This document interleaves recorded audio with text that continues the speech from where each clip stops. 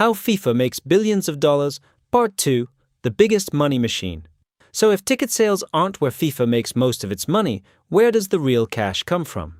Surprisingly, the answer isn't inside the stadium. It's sitting in your living room.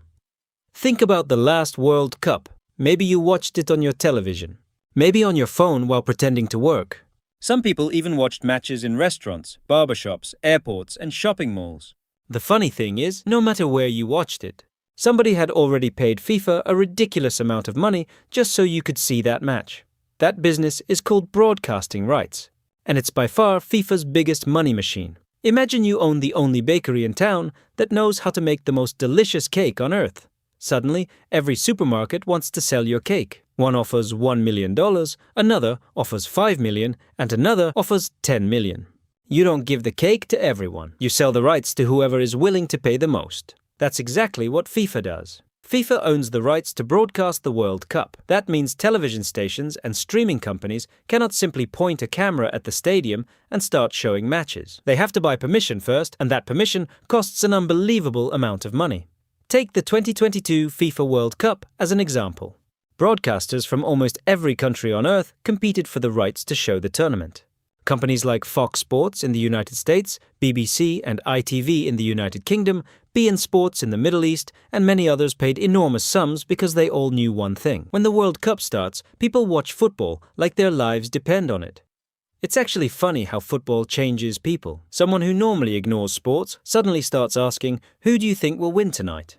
Meanwhile, they've never watched a football match in the last 3 years. Even your grandmother suddenly knows who Kylian Mbappé is. That's the kind of attention advertisers dream about. Now think like a television company. If 50 million people are watching one match, companies like Coca-Cola, Adidas, Visa, and Hyundai are lining up to advertise during halftime. Those 30-second commercials suddenly become worth millions because everyone is watching at the same time. The broadcaster makes money from advertisers, and FIFA makes money from the broadcaster. Everybody smiles except the person paying for the expensive commercial. Here's the clever part. FIFA doesn't have to build televisions. It doesn't have to own a TV station. It doesn't even have to produce the advertisements. All it owns are the rights. That's it. Imagine earning billions simply because you own permission. It's almost like owning the only bridge connecting two cities. Every truck, every bus, every car has to pass through your bridge. You don't drive the vehicles. You don't own the cargo. You simply collect the toll. FIFA does exactly the same thing with the World Cup. This is why broadcasters keep coming back every 4 years. They know people will watch regardless of who is playing. Whether it's Brazil versus Germany, Argentina versus France, or Japan versus Spain, the audience is massive. In fact, the final between Argentina and France in 2022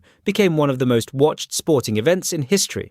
Billions of people followed the tournament across television and digital platforms. That's exactly why broadcasters don't see football. They see an opportunity to attract viewers they can later sell to advertisers. Let's put this into perspective. Imagine someone walked into your house today and offered you billions of dollars for permission to stream your family gathering. You'd think they were crazy. But when the gathering includes Lionel Messi lifting the World Cup trophy in front of the entire planet, suddenly it starts making sense. This is why broadcasting rights bring FIFA more money than ticket sales. A stadium can only hold around 80,000 people. Television can reach billions. That's the difference. One audience fills a stadium. The other fills the entire world. And if you think television companies pay a lot, wait until you see what some of the world's biggest brands are willing to spend just to place their logo next to FIFA. That's where the next billion-dollar money machine begins.